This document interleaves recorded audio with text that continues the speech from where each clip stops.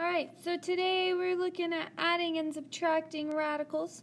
So when we add and subtract, just like with any other equation, you can only add and subtract if they are like terms. And so this means that they are like radicals. So, for example, if we have 4 radical 5 plus 2 radical 5, these radical 5s are like radicals, therefore they can be combined. Unlike radicals might be something like 3 radical 2 plus 7 radical 5.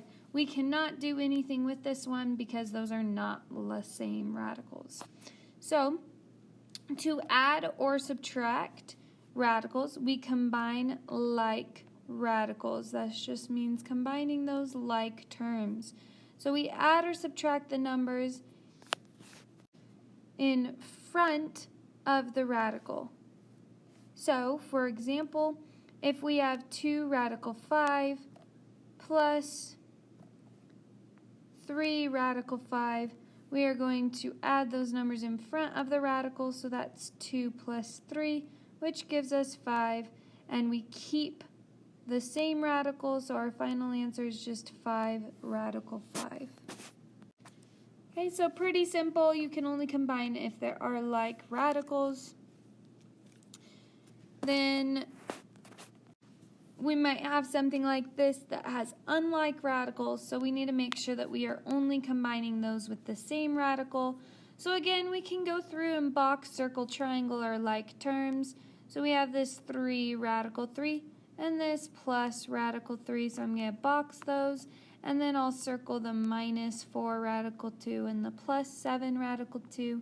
So we combine only our like terms.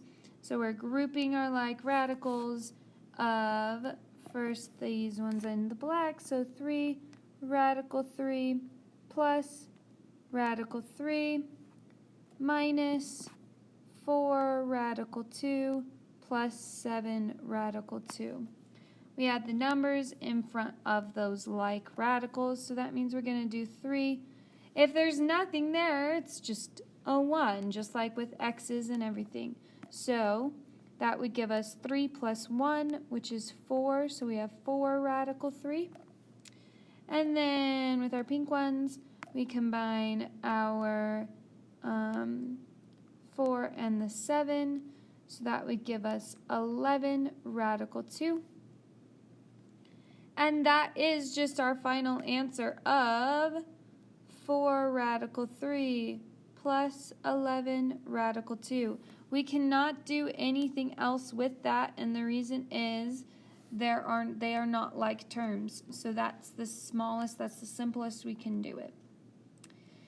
Sometimes we might have an example or a problem like this third example where we have to simplify the radical first and then we can add or subtract. So you'll notice here this radical 8 can be simplified.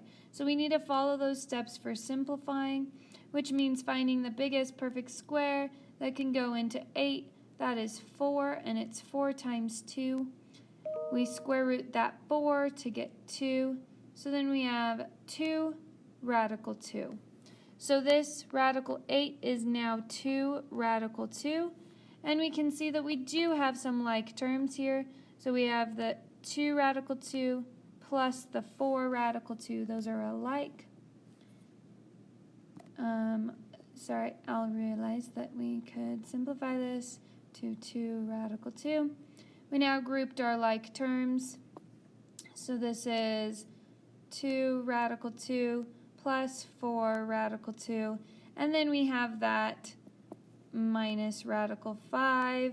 That is not a like term. So then we add the numbers in front of the radicals that are alike. So that would give us 2 plus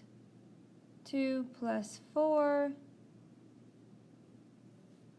Oh, I don't know why it's doing that. But we'll do the 2 plus 4, which is 6. So we have 6 radical 2. And then that 5, we can't do anything with it, so we just leave it as minus radical 5.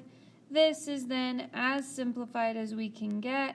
The reason we can't do it any more simplified is because radical 2 and radical 5 are not like terms.